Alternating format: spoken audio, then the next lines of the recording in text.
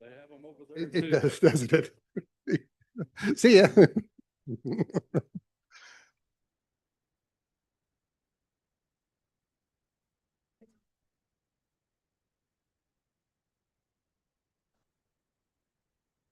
Take as many as you want. I just bought a big bag.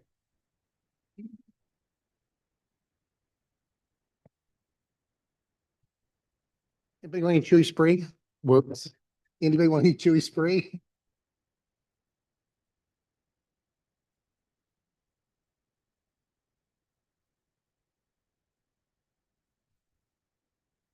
All right, we're going to call the regular meeting of the Kennedale City Council, May 19th, 2026 at 5:30 p.m. City Hall Chambers. For those of you who are watching live, it's 405 Municipal Drive, Kennedale, Texas, 76060. For those who are watching on recording, it's still the same address. Will the city secretary please call the roll? Yes, sir. Councilmember Place 1, David Glover. Present. Councilmember Place 2, Bryant Griffith. Present. Mayor Pro Tem Place 3, Kenneth Michaels. Here. Brian Johnson, Mayor. Here. Councilmember Ryan Ray, Place 4. Here. And Councilmember Jeff Navarez, Place 5. Here. Sir, we have a quorum. Thank you very much. Now, will everybody please stand for the invocation and the pledges? I'd like to ask Brian Griffith if he would lead the invocation.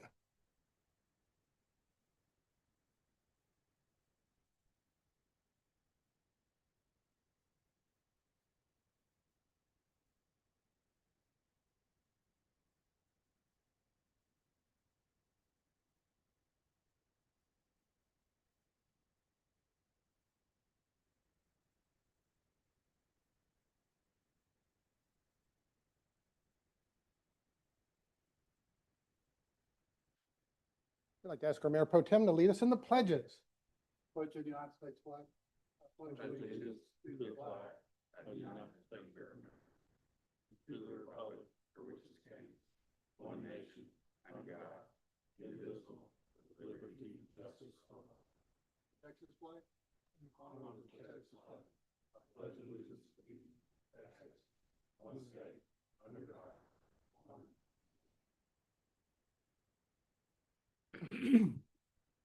All right, our first item is public comment. Has anybody signed up for the public comment? Yes, sir. Sarah Johnson has. Ms. Johnson, if you'll please take the microphone, give your address.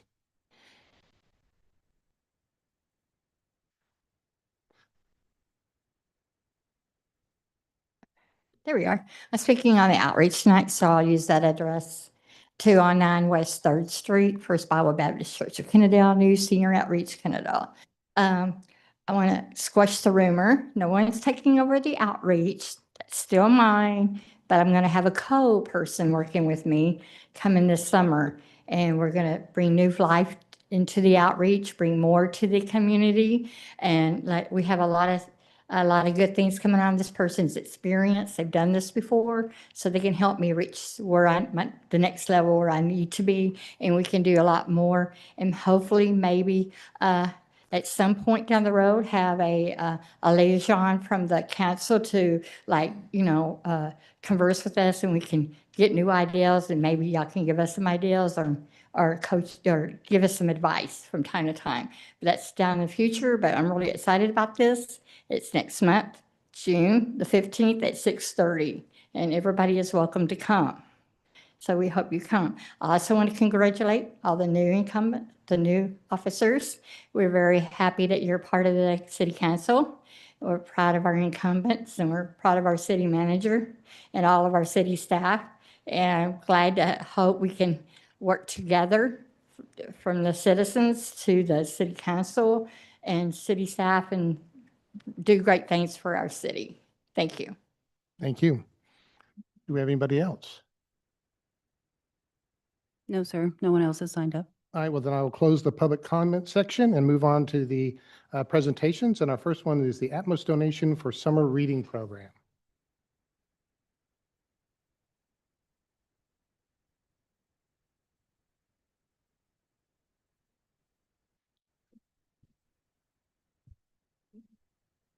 Good evening, Mayor, Honorable Mayor and Council. It's good to see you guys again. Name is Al Hernandez. I'm the Manager of Public Affairs for Atmos Energy, and you got it this evening. We are here to present a check to the Kennedale Public Library. We were here last year this time and did the same thing, and there's some great things going on in that library, and we're excited for Kennedale. We're excited for the folks that are taking advantage of that technology over there. And so I'll just say this real quick, and then we'll get a good picture in. But so one of our pillars is to support education. Our goal is to make sure that we are doing our part to make sure our babies, our kids, are reading at third grade level. Before they, as they start to read. We do that by providing school book vending machines at some of our elementary schools. We donate to our libraries. We donate to education foundations to make sure we're doing our part, to help our kids reach that goal. So with that being said, I'd like to present a check to the Kennedale Public Library in the amount of $5,000. And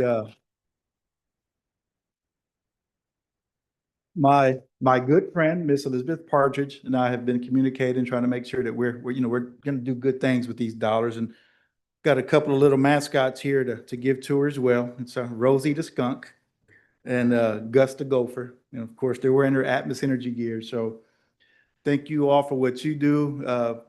Please call on us anytime. All right.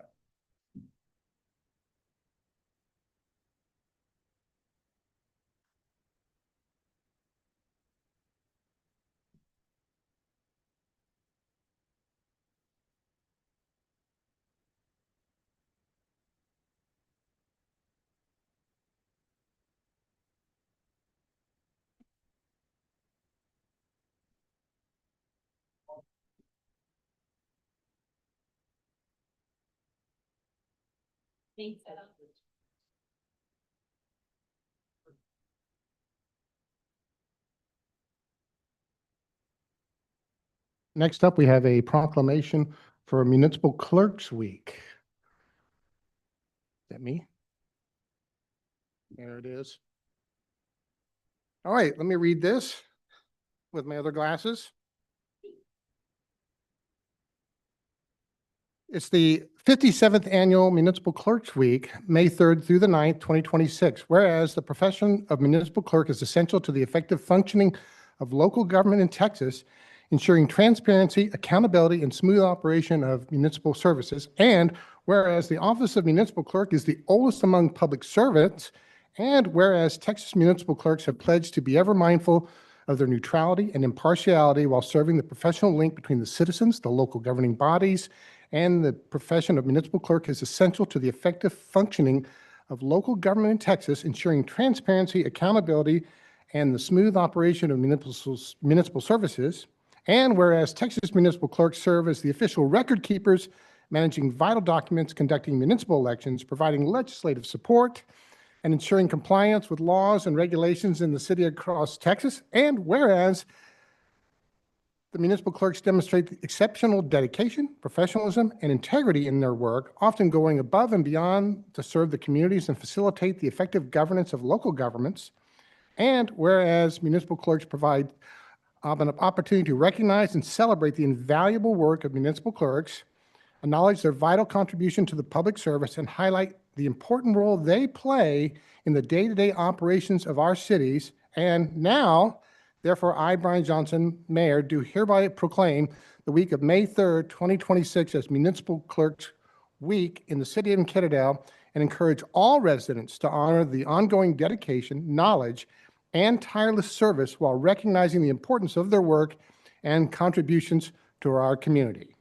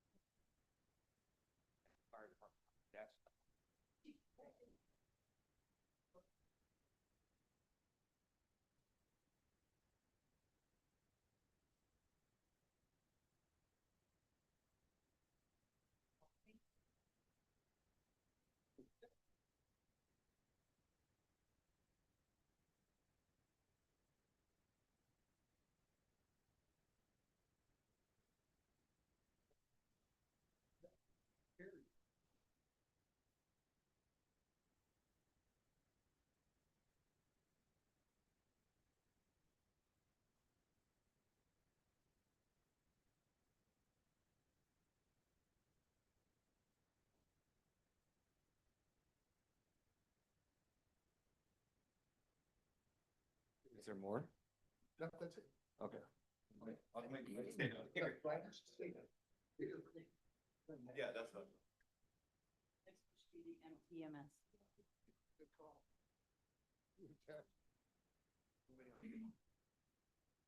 Yeah, they're all staying down there, so pretty, yeah, it's pretty smart.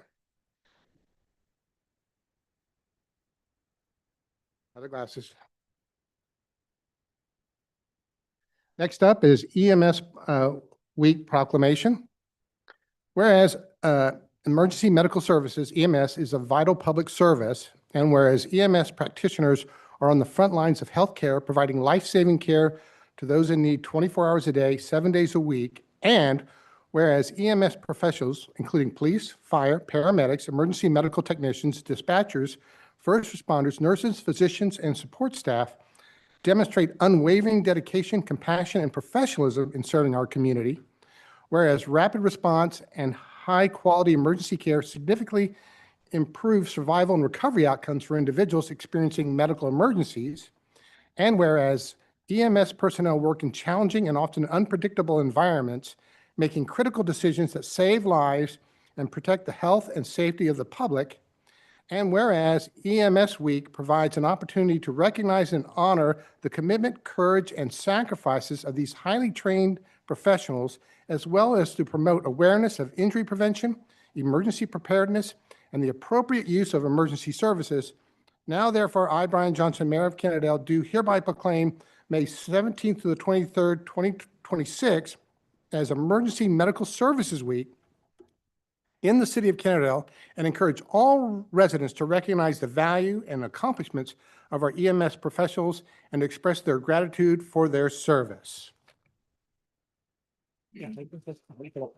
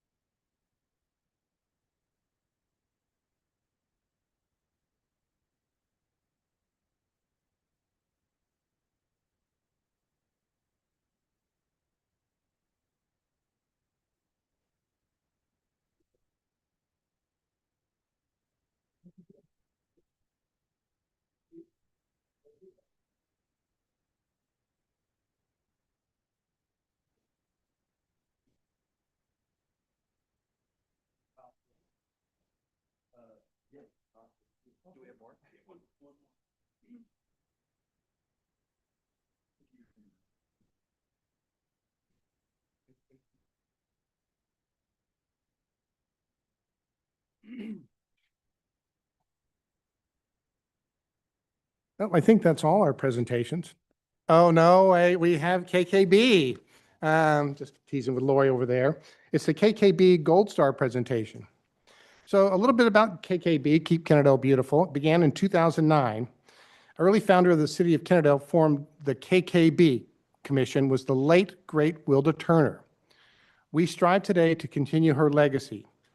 KKB provided the city with 1,050 hours of service to our community this year, including establishing events like the Texas Trash Off, cleanup event, Bring It, the Butterfly Party, and the administration of the Adopt a Spot litter cleanup program. We learned that at the KTB 3-day conference we attended last week that the hourly rate of pay would have been $36 that the city saved by our volunteer hours. So what's 36 times 1,000?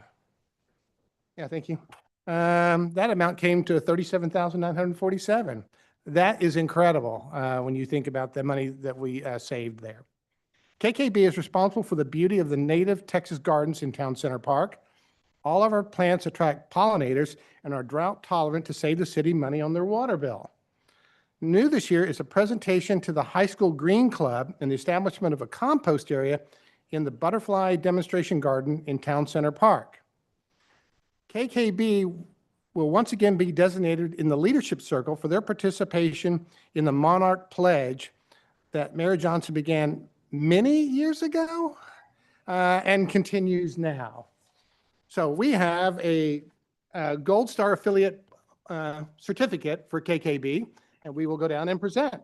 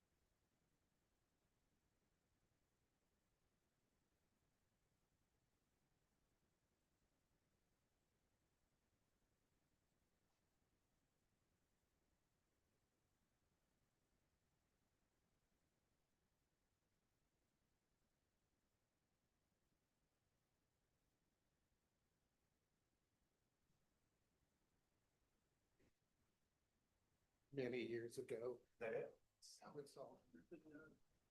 Oh, the judge.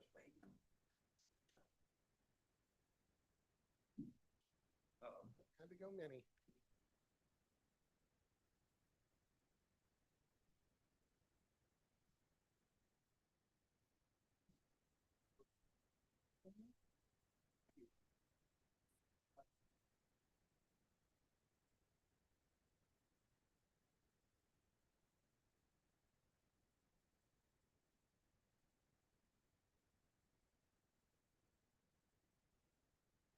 All right, gotcha.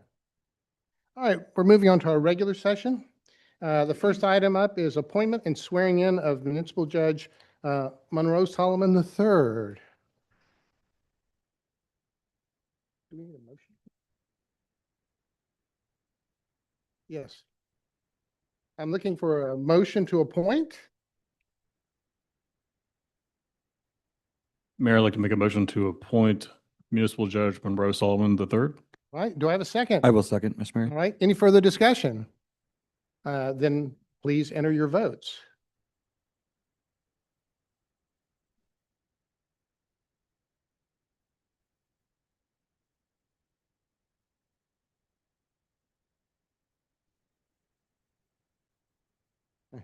Very good.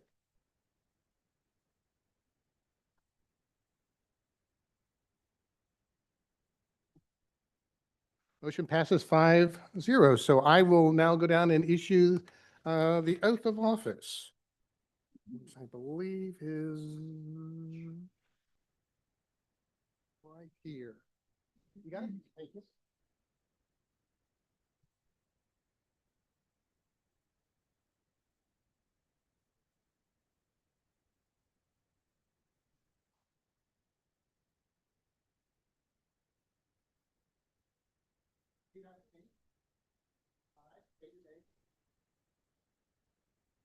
Swear or affirm Do solemnly swear or affirm that I will faithfully execute the duties that I will faithfully execute the duties of the office of municipal judge of the state of Texas of the office of municipal judge of the state of Texas and will, to the best of my ability, and will, to the best of my ability, preserve, protect, and defend the Constitution preserve, protect, and defend the Constitution and the laws of the United States and the laws and of this state, and of this state, so help me God. so help me God.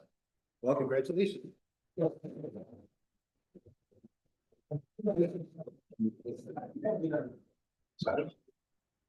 you want a picture of that too? You got it. Okay, thank Thank you.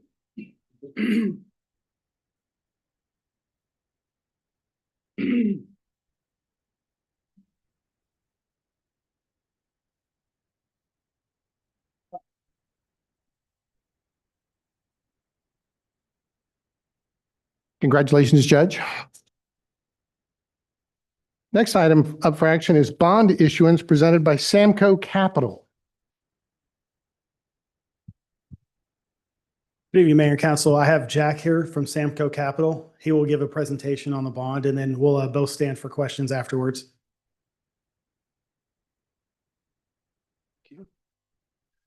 Mayor, Council, thank you all for having me out. My name is Jack McCliney with Samco Capital Markets. We serve as financial advisor to the city. I believe you all have this handout in front of you. It's a green TRIA tax rate impact analysis. This analysis shows the outline of $5 million certificate of obligation issued over 20 years with first payments in 2027. If you look all the way on that top row, all the way over to your right column, you're going to see that these are issued with requiring an INS tax rate of 0.2131. That is y'all's existing INS tax rate. We were able to structure this very easily so that we were able to hit all the tax rate targets given to us by staff, while also affording the city the availability for future issuances such as the potential 2027 issuance in next fiscal year. And again, I'll refer you back over to that far right column. And if you look down through the first 4 years, you'll see that we were able to maintain the city's tax rate and then allowing it to drop there after that. And if you guys have any questions on the financing portion of it, I'll answer those before I briefly get into kind of our timeline of the issuance. Any questions? Jack, just a couple of questions. So it says in the notes here, I think in the first 5 years, you're assuming 3% annual growth. Is that required to keep that tax rate locked in at 0.2131? It is not required, no, sir. We still have flexibility beyond that in principle and in the way we've moved other funds around as well. So what would be the lowest you would expect to see annual growth before that changed? Do you kind of have a number in mind? I do not. That would be pretty hard to tell at this point. There are other funds that are available to transfer things around, but we would not know that until values are really finally shored up. Even with a decline in value, at that point, numbers may need to get crunched a little harder, but I do not have a concrete answer for you on that, sir. All right, thank you.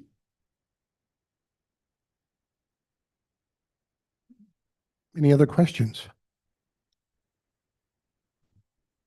Just a quick one. Can you explain the EDC transfer and the use of fund balance and other sources for the first? John, that'd be Hit on that? yeah, John's fine. So the EDC, there were bonds taken out for the EDC, but the way the bond language is written, they're actually the responsibility of the city. So previously, we were able to pay those straight out of the EDC, and that's how it appeared in the budget.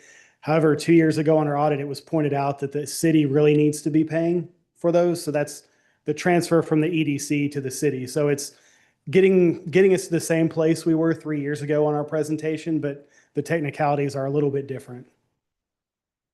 And then the fund balance, there's 34,320,000. The fund balance, yes,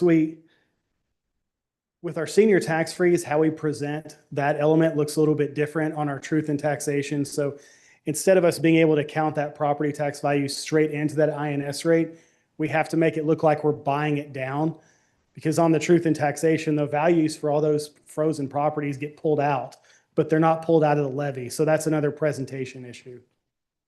Okay, and then do we consider the new ways that we're doing our property tax here in Tarrant County? I know you and I are just guessing about the future, but have you considered this in this number? We have, and these April numbers were used in the past. The numbers that we get in April have been between 101 and 103% of what the certified values end up being in July. This year, we don't have that same level of dependability because TAD has new software, and they're looking to make some of these assumptions a lot tighter than they used to. Like the impact on protest, they used to just do a flat number for every entity in the county. TAD's looking at now customizing that number for every entity, so they're still doing some tweaking. The other thing to consider is we've gone 3 years on homesteaded properties without having a reappraisal. And also a property that was sold, the appraisal hasn't been moved up to match that market, the new market price. That's going to open up next year, not for FY '27, but for '28. So those are a few things that will make '28 look better. And then to briefly touch again on the INS fund balance, that can only be used for debt service. So as paying towards the principal and interest on the bonds is one of the only things that those funds can be used for. Thank you. Thank you, Mr. Mayor. Sorry, one more question. What's the 5 million for? Good question. So back in 2020, the Tarrant County Transportation had issued a general obligation bond, which was voted to for Kennedale for two street projects. One of them was the Little School Road extension, which is one of the topics that we'll be talking about, and that will be in reference to this bond. As we move forward, the council had approved for that one and also the realignment of Sublet and Kennedale Parkway. Those two were approved by the Tarrant County Transportation. As we move forward, that was in 2020. In 2023, the city council also approved as we move forward with the Little School Road project with a design build for it. As we're moving through that in 2023, we did not have the funds available to move forward with the design. As we continue to go into it, now we have the capability of issuing a bond to, one, afford the project itself. And that's ultimately is the bottom line for this one and for 2027 for a $6 million bond. That was the intentions behind the issuance. With that, we're also looking at the need for a ladder truck for the city, for the fire department. That also will be included for this $5 million bond issuance. With that, ultimately, you're looking at roughly around $2 million for the fire truck, roughly $3 million for road projects that include Little School Road, which will give us to a 100% design build from Freeze and Nichols. With that, we also, Tarrant County has issued the bond or the grant process of at least 50/50 of the transportation bond that passed. With that, in 2020, it was estimated at 13 million. In 2023, the price went up to 21 million.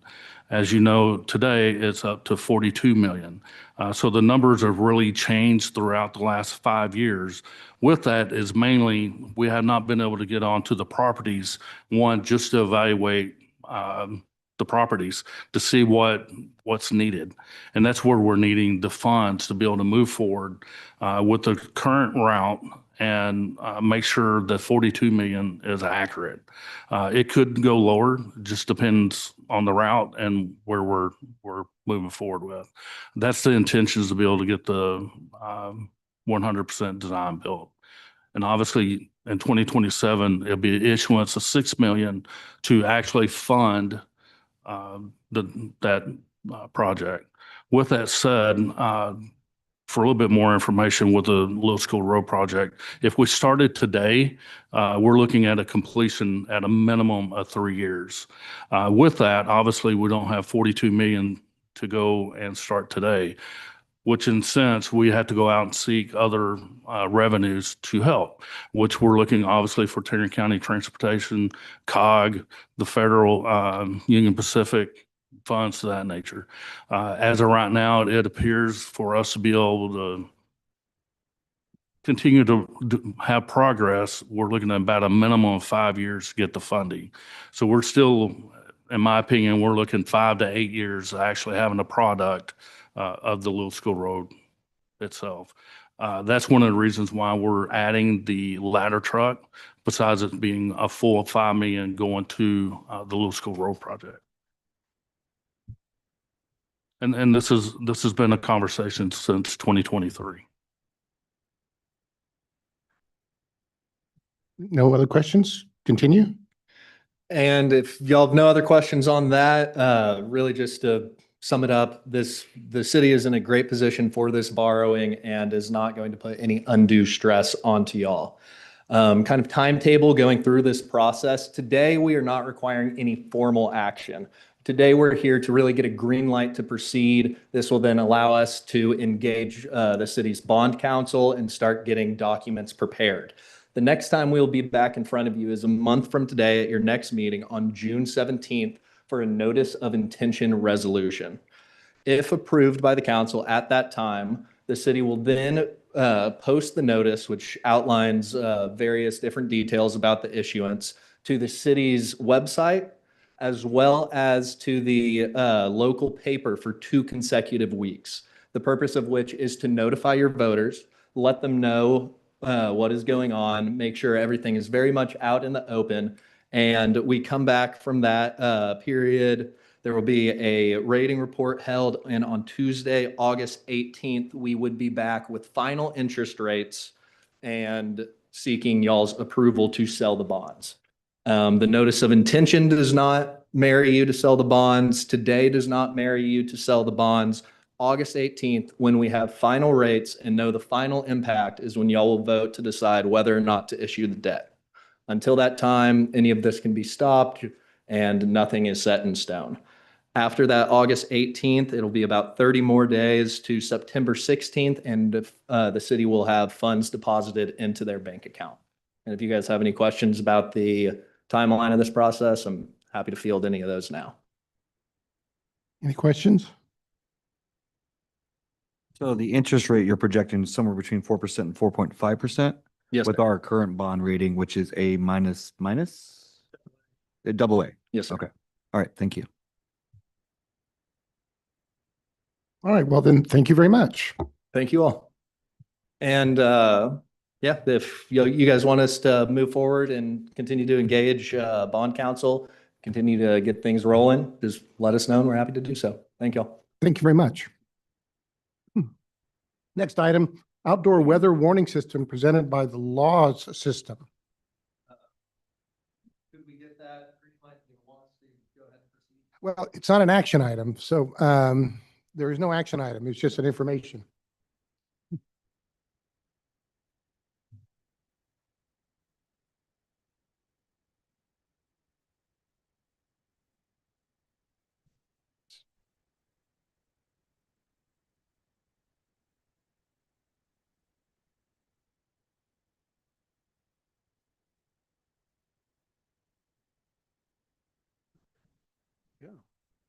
All right, my name is Brian Hodges. I'm representing Laws, local area warning systems. We have agreed to gift the hardware of a warning system to the city. And I'm here to answer any questions, do a quick little presentation, let you know who we are, what this will do, and get your feedback. So why this is important, obviously you have the Hawaii disaster where a number of the alerts of the traditional warning system didn't go off. In St. Louis, 37% did not function. And obviously we had the tragedy down here in Kerrville, Texas, where the alerts went off on people's phones in the middle of the night. No one took action and people lost their lives. So this is very important. So who we are, we're right here in Arlington, Texas, made in the USA. Our founder was an ex-firefighter who saw a gap in the market and decided to become an inventor and started tinkering and built our systems.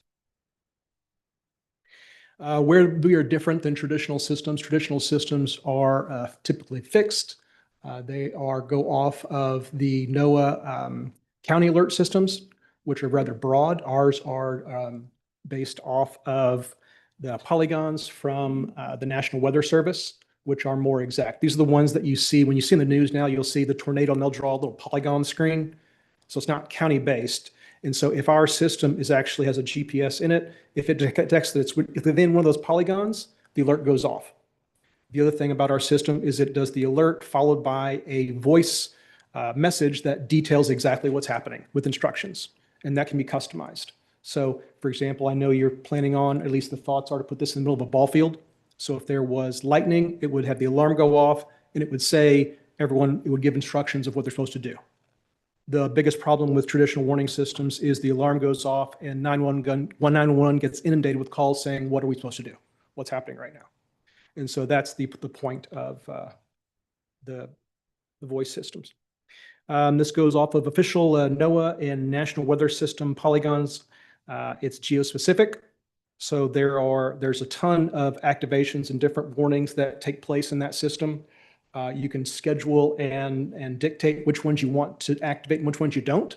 So we can decide, your police chief, yourselves can decide exactly what you want to warn your residents and what you want them to do when each one activates.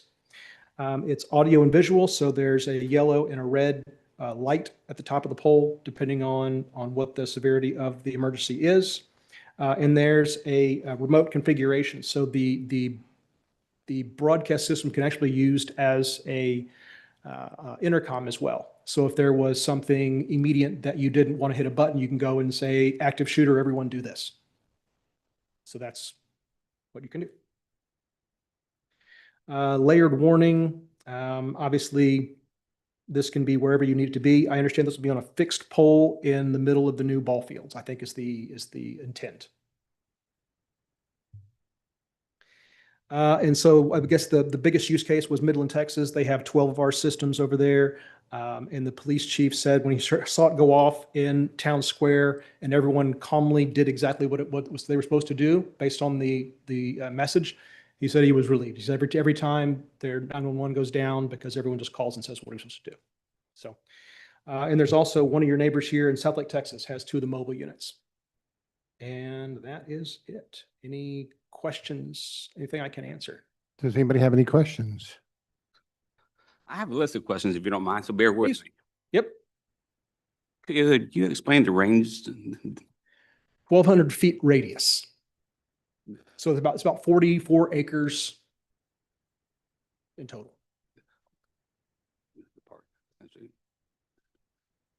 Right now, the city, we are discussing just adding one, so this would not cover, let's say, the 7 square miles of the city. This would cover the park area in general. Yep. Correct? That is correct. Okay.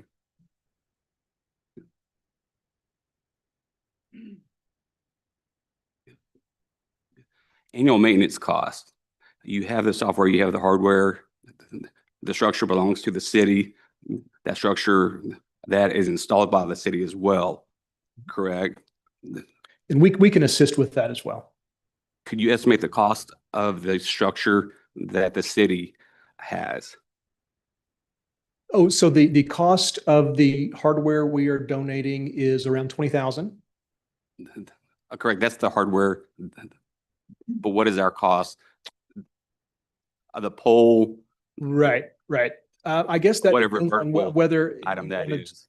Right. Whether you wanted to attach it to a pole that's already going to be used for lighting.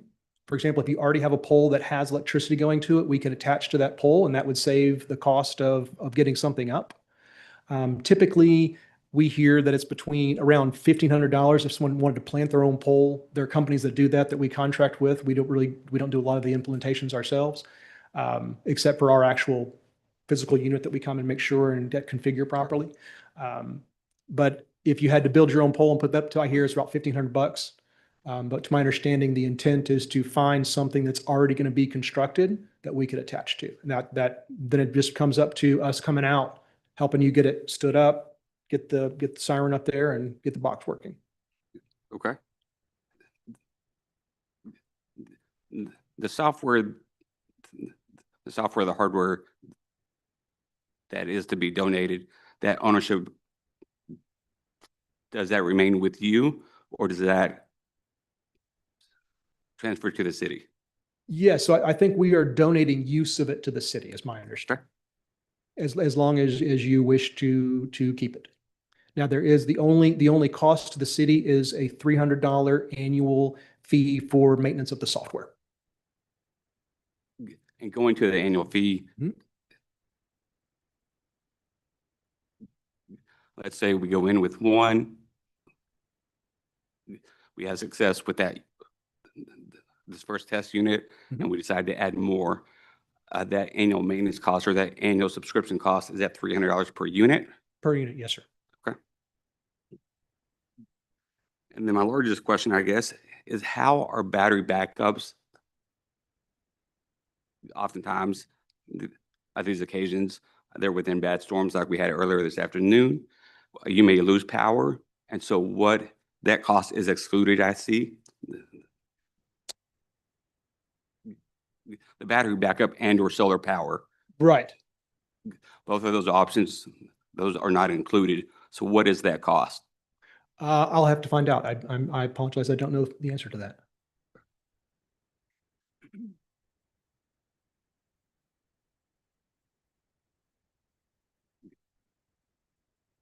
That's everything I had. Thank you. Yes, sir. Thank you. So two quick questions. And the existing systems have kind of a deadman switch. If it detects a really high wind load, it'll just automatically go off if it thinks a tornado is coming. If the cellular network is down for whatever reason and your system can't get data, does it have something similar where it's measuring the current barometric pressure or wind speed and then will automatically go off, or does it have that dependency on the grid? So the cellular portion obviously is dependent on cellular traffic, but it's also on the FirstNet network. So that is prioritized. So if it's down because of an overload of network traffic, we're prioritized on emergency systems the same way your police and fire is. As far as the cell, now if the cell goes down completely, there is the VHF backup, which is the traditional NOAA alert system. So that as long as that FM system is broadcasting that alert, it'll get that and pick it up. But that's the county base. So if there's a tornado coming to the county, it'll go off for the entire county, and that will be triggered. So it has a backup to the FM band also. That's right. And my second question, it may be more for Chief Peterson somewhat, is the intent of this at the ball field just to, if there's players out on the field, they know quickly, they hear the message and they get off the field, they see shelter essentially if it detects a lightning strike nearby? Yes, sir.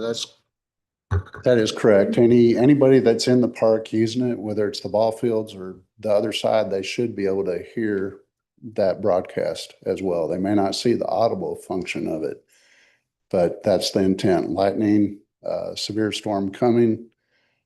We had a flood warning today. Any of those weather messages can be automatically sent, or it'll go off like a weather radio out there. So if anybody's playing ball, yeah, they might know a storm is coming, but may not know the severity of it. We had a hail alert as well today. So yes, that's the intent. Park property, notify those people that are outside, maybe without their cell phone, and be aware of a weather situation. Okay. And if this is successful, would you see us purchasing more of these in the future?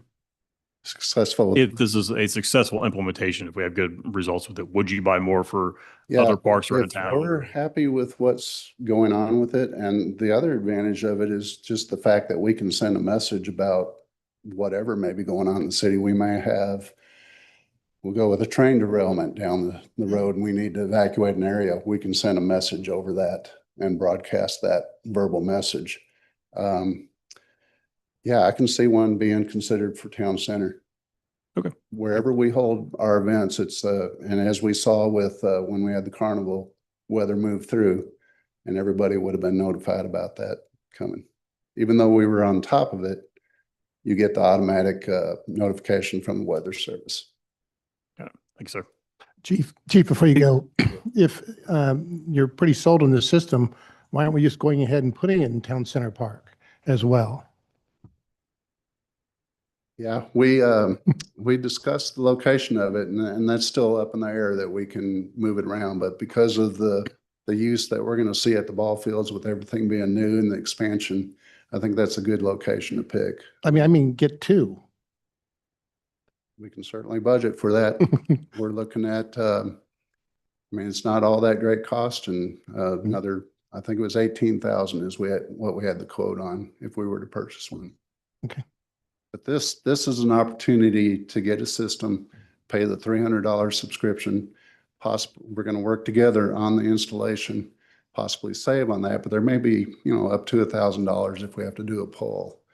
And we would have a system that we can try out. All right.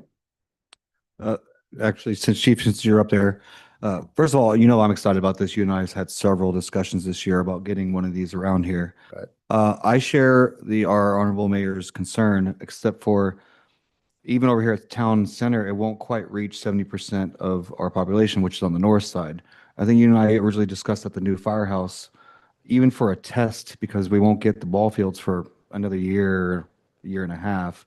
I think for a test, I think still that's a better spot.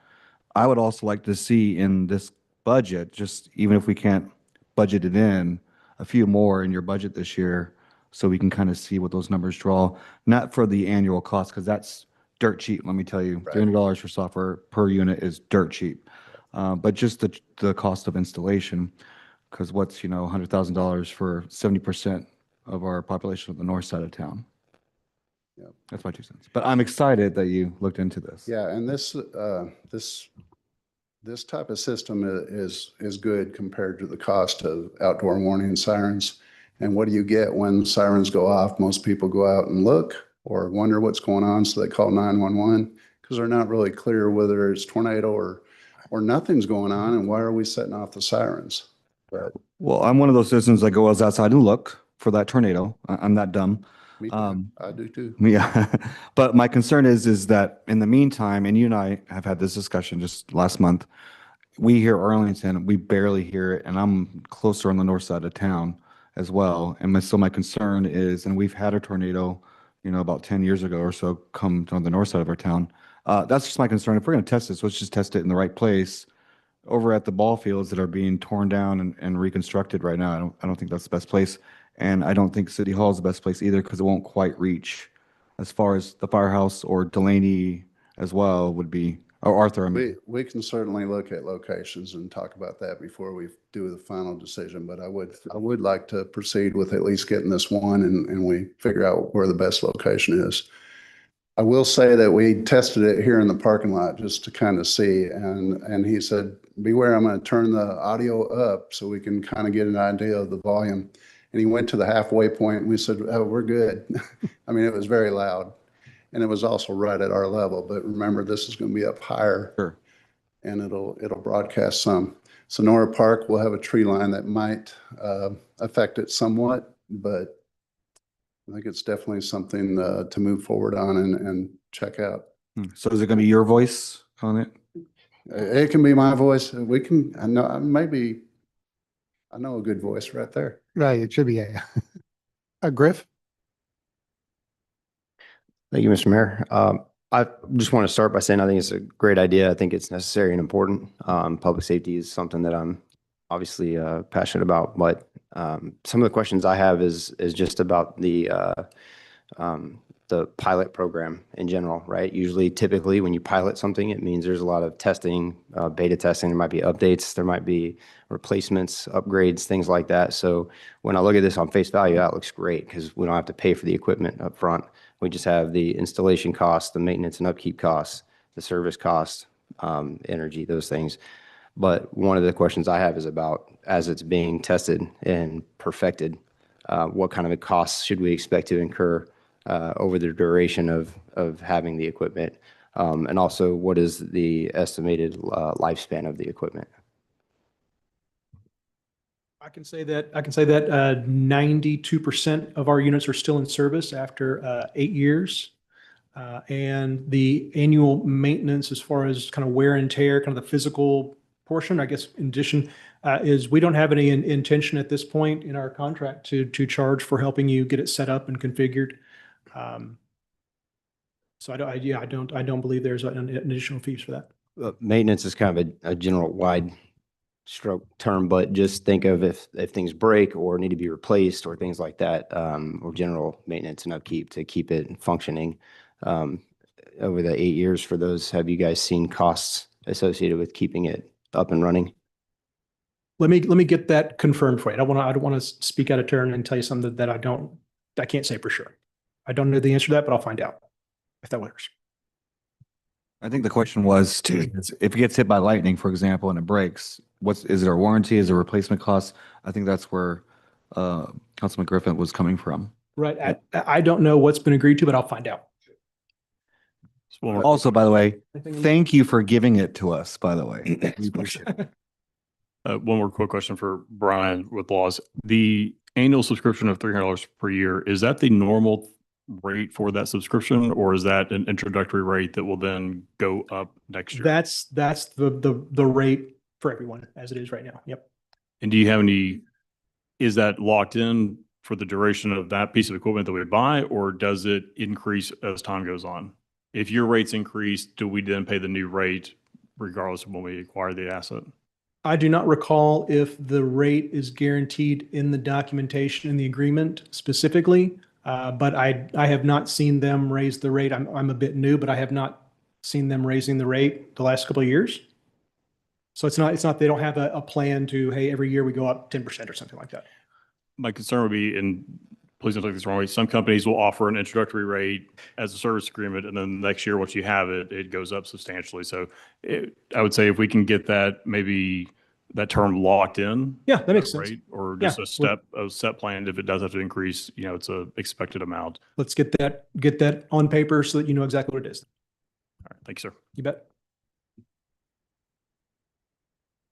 In addition to that, if you guys have documentation or language concerning the service agreement itself, so we can actually review that and see what it looks like, that would be very beneficial to have as well. Okay, you got it.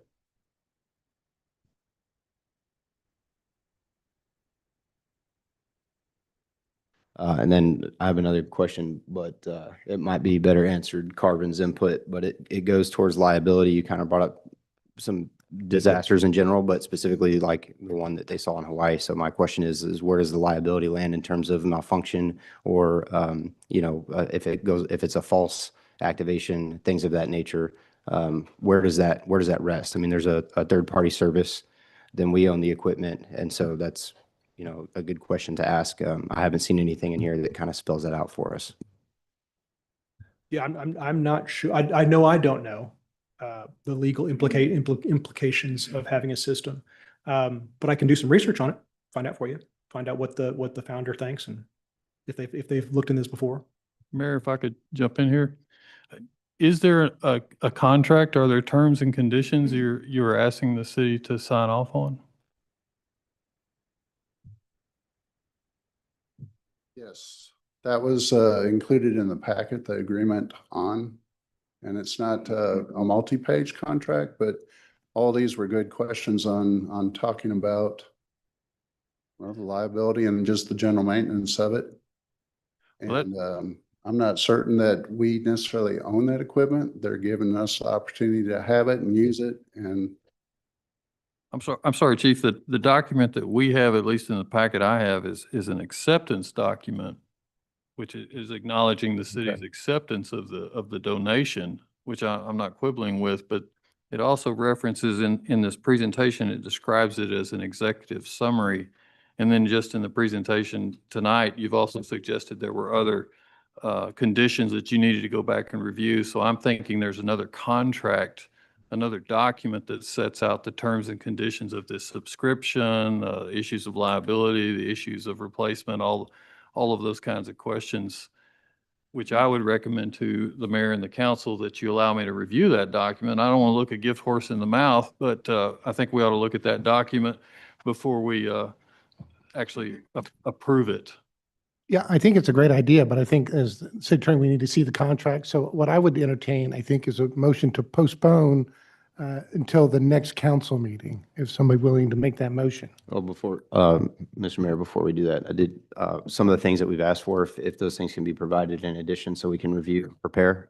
One additional question I'd have is, being that it's still kind of pilot, I'm not sure how many other, you might have covered it. I just didn't hear how many other municipalities have engaged in contract with you guys. I'd love to know where you've been successful, if you can provide that information as well. We can. I can give you a full list. Right, great. Looking for a motion to postpone. Hate to do this to you, Brian, but point of order. So trying to get through one. I know it's on the individual consideration, but doesn't really asking for input on here. Are you wanting us to? Well, it's a staff recommends approval of the system to be placed under the recommendation. We can't approve it. We don't have the contract. So I'm suggesting that we postpone it until we have the contract, which I think is a legitimate motion to make. Yeah. I would agree. The way we post this, it has actually on the end of there and/or action. So I think we have the option, the council has the option to discuss it or take action I'm not reading this. on the items. So I think it's okay. I think procedurally, we can postpone it. Yeah, and there was discussion. Okay. Probably I'd just say table it till next Well, meeting. I think table it actually means permanently. Well, it brings it up the next meeting. Yeah, so either one, David, give me something. Mayor, I'd like to make a motion that we postpone the outdoor weather warning system presented by Law Systems to the next council meeting so that they may provide us a contract for review as well as answers to other questions that were discussed. Have a second. Mr. Mayor, a second. All right, any further discussion? Then please enter your vote.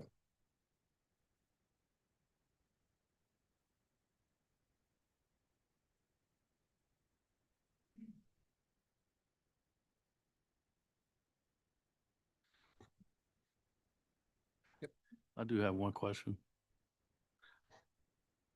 Do you have contracts with South Lake and the other cities that you have? Yes, Or is that agreement that what we have, is that what you have been approved with these other entities? I can find out. See what they're doing. That's a good question. I don't know if that's the complete documentation and that's what I think they put out before, but South Lake is a mobile unit. 2 mobile units. Yes, sir. That is correct. Yep. All right. And so to make sure I remember that it's the liability issue. It's the service terms and agreement, our history of the current owners. Did I miss another one? The annual software agreement and whether that will be maintained at 300 or if there's a step plan to increase. Okay, perfect. And then, Could maintenance you costs. specify the ownership of the unit? Okay, And could you include the battery backup? okay. Yep. I'll go write all this down real fast. All right, Thank you all very much. thank you. All right, move on to consent agenda. These matters have appeared as on previous agendas. Require little or no deliberation or consider routine or ministerial tasks. If discussion is desired, items may be removed for separate consideration. Is there anybody wanting to remove anything from the consent agenda? If not, I'll entertain a motion to approve the consent agenda. Mr. Mayor, I make a motion to approve the consent agenda. Do I have a second? I second. Second it. Please doing it. Which one? Got it. Give Kenneth one. All right, no further discussion. Please enter your vote.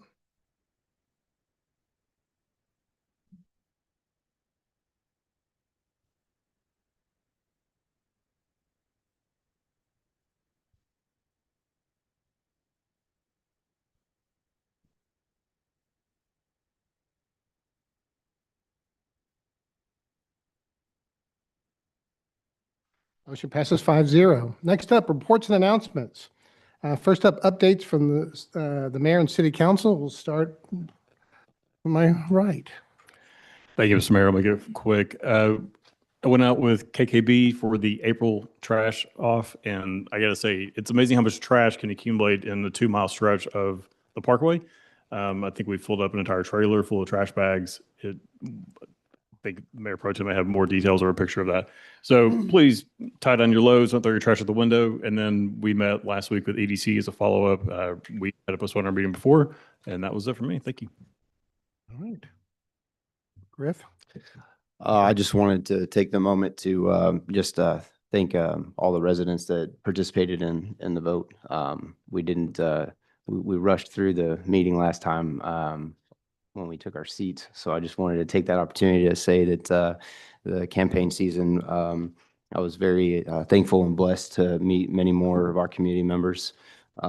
We have a large amount of veterans in our community that I was able to meet with as I was going door to door, and just have the voter turnout and the season that we had, I was very humbled and appreciative of that opportunity. So I just want to take that moment to say thank you to the citizens of Kennedale, and I'm looking forward to pressing in and working. I spent the last week pressing into this week's meeting, so not a lot going on outside of that. Kenneth? Well, just like Councilman Glover brought up, I did attend the trash off. I think we collected 37 bags of trash, and it was probably about a half mile And we only did one side of the highway because we didn't really have a lot of volunteers, but it was a good turnout. We do it every year. We'll do another one probably this fall. And I did attend the Praise in the Park on the same day. That was a great turnout. I'm looking forward to seeing another one or a couple of them, or maybe 4 or 5 of them a year. I did volunteer my time for bicycle safety. And last weekend was Kid Fish, and I think we had about 200 kids show up and fish, and it turned out real good. So that's it. All right. Ryan?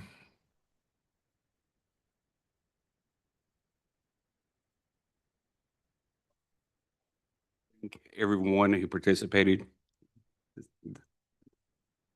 these past 3 months in our campaign cycle, the positivity that was expressed and shown really throughout the process was truly what the city needs. And so I am very excited. I'm honored to be on this board and being able to work hand in hand with everyone that's here, the city staff, in order to make the city better. And so I want to thank everyone there. I participated also in Trash Off. I provided breakfast because of my current situation with 1 foot. Hopefully that went okay with everyone. But I will say that in my conversations that I've had with many people, expectations are high for this board and this cycle. And there's a lot of things that I think can be done, and there are lots of things that will be done. And I just want to emphasize those expectations that have been given to us by the citizens. Thank you. Thank you, Mr. Mayor. First, I want to say congratulations to you three, and I apologize I had to miss that last week, but I was finishing up my Leadership Academy training down in Round Rock through TML, and I'm happy to report that I did finish, and I am a fellow of a 15-year-long program. And just I highly recommend the program if you haven't done it yet. It was really enlightening, even though I've done, like my wife said, do you need more training for leadership kind of thing? But yeah, we can always get better. But you can always pull away with a nugget or two, and there was several nuggets that I did, and I managed to meet great friends at my table, including the TML president, the incoming president, a councilman from Frisco, and some city staff, just literally along the 35 border all the way down to the tip. Was my table, so I had a great time with them. I went to Mayor Johnson's historical series and caught the last half of that. And you were covering the local municipality, the history of the local municipalities, which was very enlightening, Brian. I actually learned a couple of things, like the city clerks were the oldest profession for public service. I learned that one. And just a little bit of history of where districts came from and where cities organized out in New York City. I thought that was really fascinating, and I appreciate you doing that. If you never hear Brian talk about things like that, it's definitely worth the sitting down for. Also went to a community meeting with Mr. Michaels right before for one of our projects, our sewer project coming up. I toured the firehouse with our chief, which I'm super excited to see that next month. And like I told all the fire staff, y'all need help moving, I got a truck. Also attended the bike safety. Kidfish, I thought was a big hit this year. It wasn't as crowded as last year, but I was very thankful because it's stressful enough with 2 small kids to do all that in the first place. But I thought it was a big hit, and it was a beautiful morning, perfect day for it. Also want to tell everybody the Sprinkler Park is now open. That's usually our kickoff is that day. So go check out the Sprinkler Park here in Sonora Park. I'll give a quick shout out to Tamiko Sargent and congratulate her for receiving the Jesse Jackson Senior Excellence Award. She'll be awarded that here next month, I believe. So a quick shout out to her and congratulations on that. And one last thing, our Memorial Day is coming up this weekend, and so you guys seen all the flags that the Rotary Club does. Just a reminder to pay your yearly subscriptions. This is the good time to go on the website and do that. We do 6 flag programs. Actually, it's technically 7, 6 deployments, but 7 days. And then all the money that is spent on the flag program is given to different nonprofits around the city that put the flags out. So for example, The Kennedale Band is joining us this year. The Kennedale High School Robotics Club is joining us this year. The Boy Scouts have been doing it for several years. So all this money, we pay them very well to do this. And so that's to help them fund their programs, their proms and things like that. And so if you have a nonprofit and you're looking to get extra money, we do hire, the Rotary Club does hire people to put the flags out. It's pretty fun, pretty easy. And that's it. Yeah, thank you. Now I feel positively lazy, Jeff. I missed the trash off. I was in Chicago for a political science conference, but I did attend the Kidfish, and that was a lot of people out there fishing. And I'm hoping to meet with a lot of people in the next few weeks to get myself caught up on where we're at, and happy to be working with everybody. So we'll now go to the city manager. Mayor, I have nothing to share at this time. Y'all done outstanding. Well done. Now the financial reports.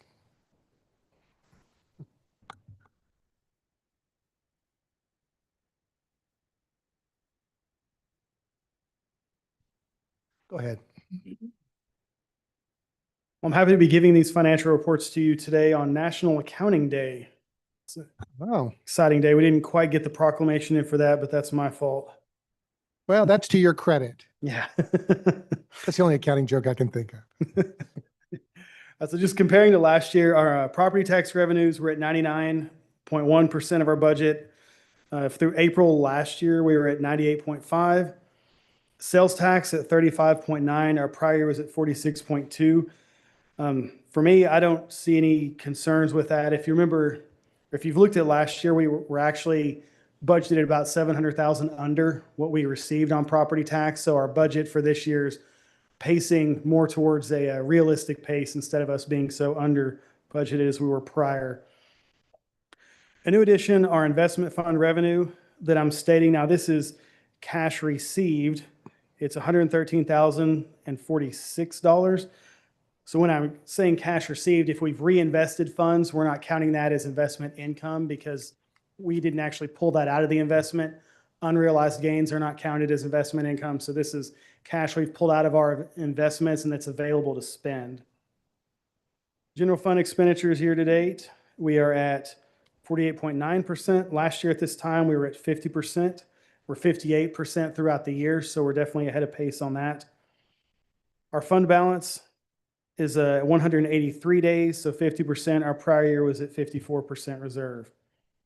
Going to water sewer, 43% this year compared to 50 last year. Sewer service is 60% to 61%, so that's eerily close to prior year. Our utility billing and operations, we're at 54% of budget, at 58% throughout the year, still a good pace. This time last year, we were at 73% of our budget. Our drainage fees, 45% collected compared to 58 last year. And our expenditures are at 58% of budget this year. This time last year was at 59%. And our final one, the EDC that we highlight, our sales tax revenues, 41% of budget right now compared to 37% last year. Rental fees at 48%, it's right on pace. Our operations, 67.3% of budget. The expenditures overall, 31.1. I do want to point out the rental fees and the shopping center expenditures are 1 month behind. We didn't quite get those numbers in before the publishing deadline for this meeting. And our fund balance year to date is at $2 million. Are there any questions?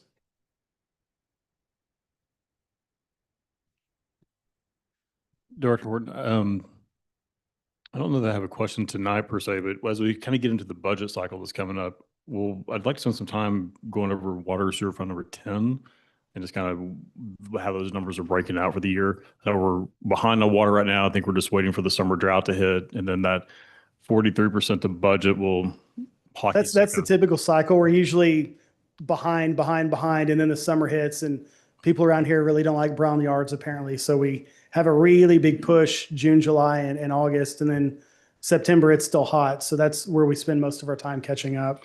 Right. We're getting some feedback on just people's water bills in general. So we'll spend some time on kind of looking at that for I think the budget cycle coming up. But other than that, nothing else. Thank you. Yeah, thanks. Any other questions? Well, congratulations on National Accounting Day or Week. Just a day. We only get a day. Wow. Would you like a photo? We can come down. Oh, good. Thank you. All right, next up, executive session. In accordance with Chapter 551 of the Texas Government Code, going into executive session pursuant to Section 551.072, deliberation regarding purchase, exchange, lease, or value of real property. Oh, I need a motion to go into executive I session. make a motion, we go into executive session. I will second. Then, did I get a second? Yep. All right, then I'll. I got a second. Everybody vote.